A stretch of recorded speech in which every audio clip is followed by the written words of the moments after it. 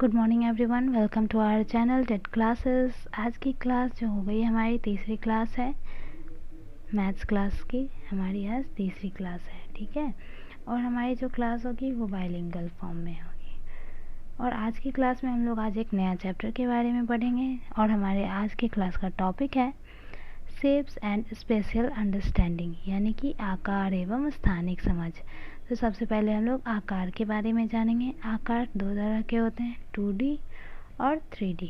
2D यानी कि 2 dimensional, जिसको हम लोग हिंदी में क्या कहते हैं, द्विविमीय। और 3D यानी कि 3 डायमेंशनल, जिसको हम लोग हिंदी में क्या कहते हैं, त्रिविमीय।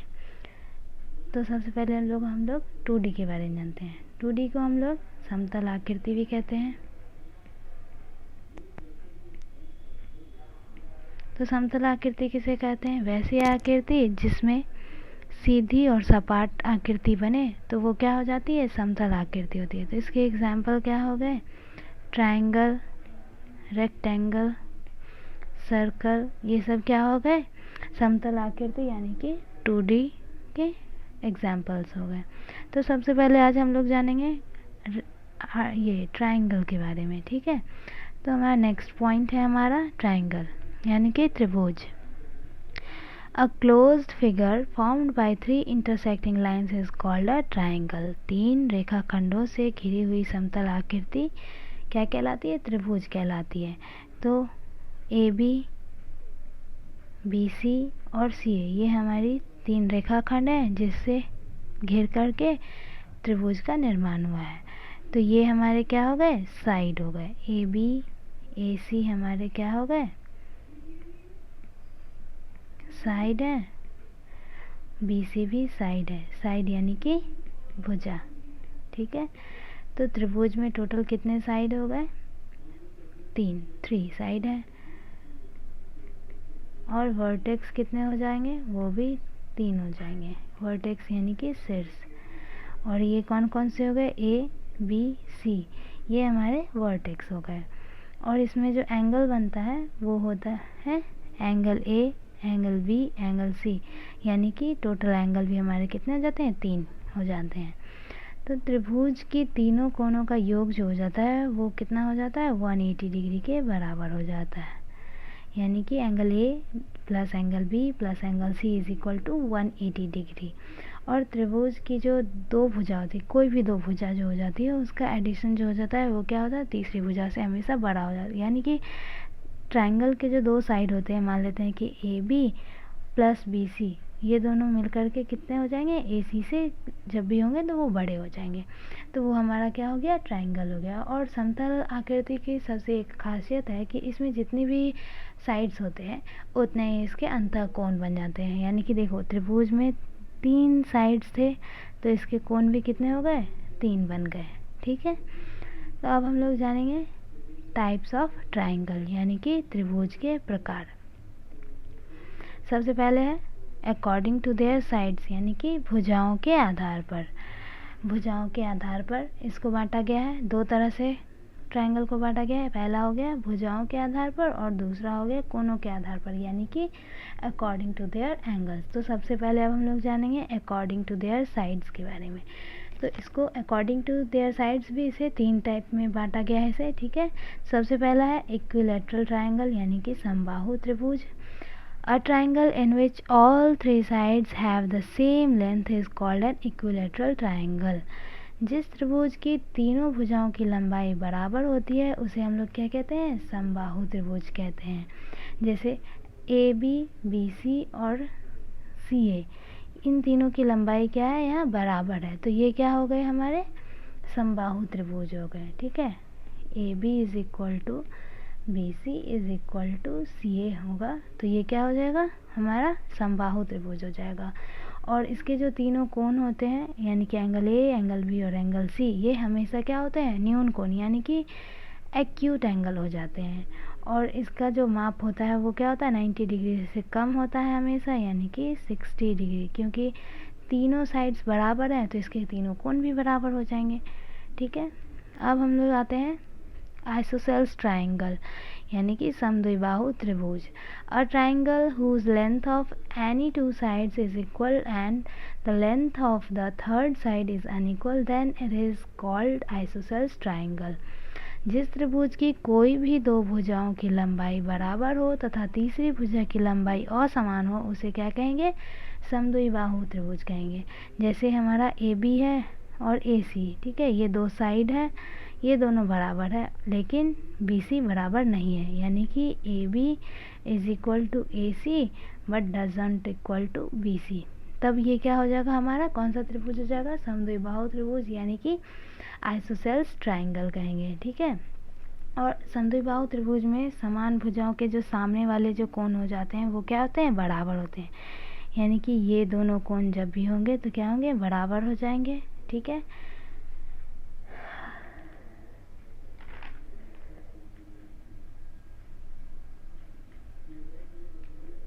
अब आते हैं स्केलेन ट्राइंगल पर, यानी कि विषमबाहु त्रिभुज।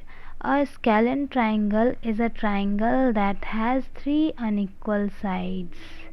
Since all the three sides are unequal, this means all the three angles are also of different measure. जिस त्रिभुज की तीनों भुजाओं की लंबाई अलग अलग और समान हो उसे क्या कहेंगे, विषमबाहु त्रिभुज कहेंगे। जैसे एंगल यहाँ बना हुआ है, ये ट्राइंगल है पी क्यू आर, जिसकी तीनों साइड्स जो है क्या है, अलग अलग है। एक तो इसके तीनों क्या हो जाएंगे, तीनों साइड से अलग अलग हैं, तो इसके तीनों जो एंगल हो जाएंगे वो भी अलग अलग हो जाते हैं। ठीक है, अब आते हैं हम लोग अकॉर्डिंग टू देयर एंगल्स, यानी कि ट्राइंगल जो है अब एंगल के आधार पे किस तरह से बांटे गए हैं, वो भी तीन तरह से बांटे गए हैं। सबसे पहले है अब हमारा एक्यूट एंगल्ड ट्राइंगल, यानी कि न्यून कोण त्रिभुज। An acute angled triangle is a type of triangle in which all the three internal angles of the triangle are acute, that is they measures less than 90 degree. न्यून कोण त्रिभुज में तीनों कोण क्या होते हैं, न्यून कोण होते हैं, अर्थात तीनों कोण 90 डिग्री से कम होते हैं। यानी कि ए बी सी एक ट्राइंगल है जिसमें ये एंगल ए बी सी ये तीनों जो हो जाएंगे वो क्या होंगे, हमेशा 90 डिग्री से कम होंगे। ठीक है, मान लेते हैं कि ये हमारा हो गया 70 डिग्री, ये हो गया 60 डिग्री और ये हो गया 50 डिग्री। ट्राइंगल का हम एक खासियत है कि इसकी तीनों जो एंगल होते हैं वो तीनों मिलकर के 180 डिग्री का एंगल बनाते हैं। तो ये हो गया 70 + 60 + 50 इज इक्वल टू 180 डिग्री। ठीक है, अब आते हैं हम लोग राइट एंगल्ड ट्राइंगल, यानी कि समकोण त्रिभुज। A triangle in which one of the interior angles is 90 degree is called a right angle triangle. समकोण त्रिभुज में कोई एक कोण समकोण होता है, शेष दोनों कोण न्यून कोण यानी कि 90 डिग्री से कम होता है। जैसे ए बी सी एक ट्राइंगल है, इसमें जो हो गया ए बी जो हो गया क्या हुआ, बी सी पर परपेंडिकुलर पड़ा है, तो ये हमारा क्या हो गया 90 डिग्री का एंगल बना रहा है, और बाकी जो एंगल हो जाएंगे वो क्या हो जाएंगे, हमेशा 90 डिग्री से कम हो जाएंगे। तो मान लेते हैं कितना हो गया, एक को हम लोग इसको मान लेते हैं 60 डिग्री का एंगल है और ये मान लेते हैं 30 डिग्री का एंगल है। तो ये हमेशा क्या होता है 90 डिग्री से कम होता है, जिसको हम लोग क्या कहते हैं, न्यून कोण यानी कि एक्यूट एंगल हो जाते हैं ये दो। तो त्रिभुज की तीनों कोणों का योग कितना हो जाता है, 180 डिग्री हो जाता है। यानी कि अब हम लोग ऐड करके देख लेते हैं, 90 + 30 + 60 degree is equal to 180 degree हो जाता है हमारा। ठीक है, अब हम लोग आगे आते हैं ऑब्ट्यूज एंगल्ड ट्राइंगल, यानी कि अधिक कोण त्रिभुज।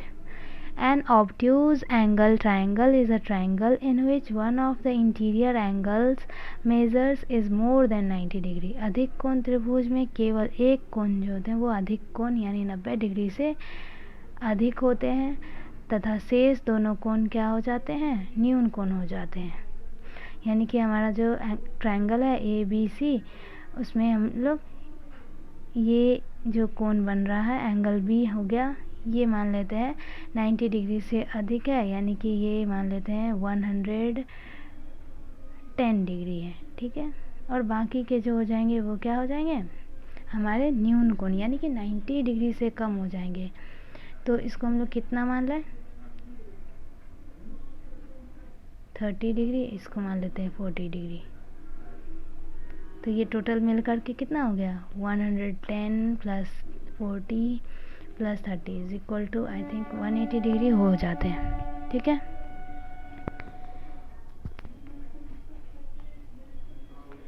अब नेक्स्ट है हमारा पाइथागोरस थ्योरम, यानी कि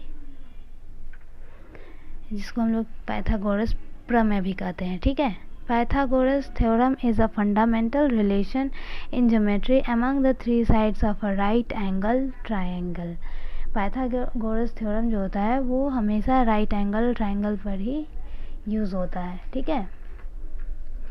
तो इसमें क्या होता है कि समकोण त्रिभुज की तीनों भुजा जो हो जाते हैं उसका एक नाम रख दिया जाता है, जिसमें से जो सबसे बड़ी वाली भुजा हो जाती है वो क्या हो जाती है, जिसको हम लोग हाइपोटेनस, यानी कि इसको हम लोग एच से डिनोट करते हैं, ये हो जाता है हमारा हाइपोटेनियस।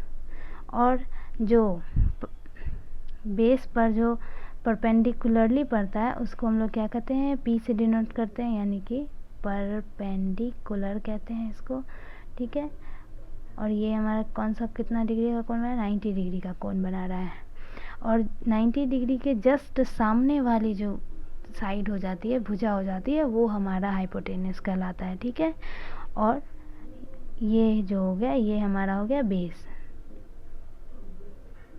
और इसका पाइथागोरस थ्योरम का फॉर्मूला है H square is equal to P square is equal H square is equal to P square plus B square, यानी कि हाइपोटेनस का स्क्वायर, यानी कि हाइपोटेनस को हम लोग हिंदी में क्या कहते हैं, कर्ण स्क्वायर।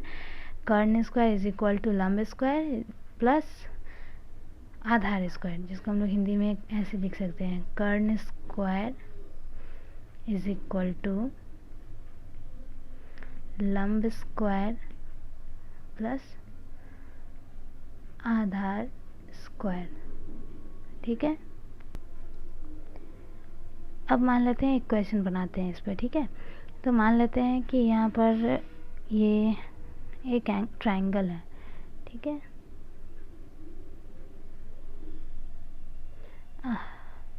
सॉरी, ठीक है, एक ट्रायंगल बना रहे हैं जो कि राइट एंगल ट्रायंगल है, ठीक है।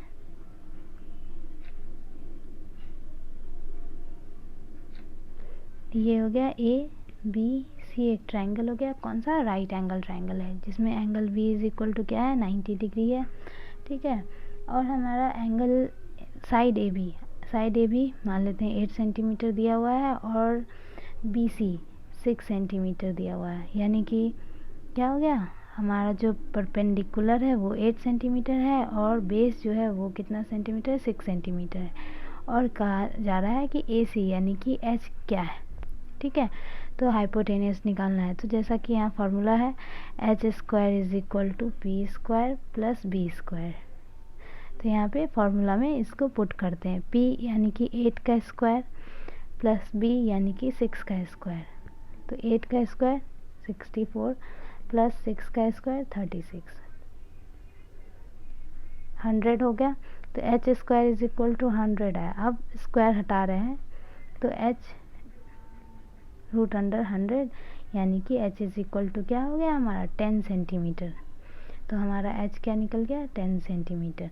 तो जब भी इस तरह से क्वेश्चन आएंगे तो हम लोग इसको इसी तरह से सॉल्व करेंगे, ठीक है। तो आज की क्लास के लिए हम लोग बस इतना ही।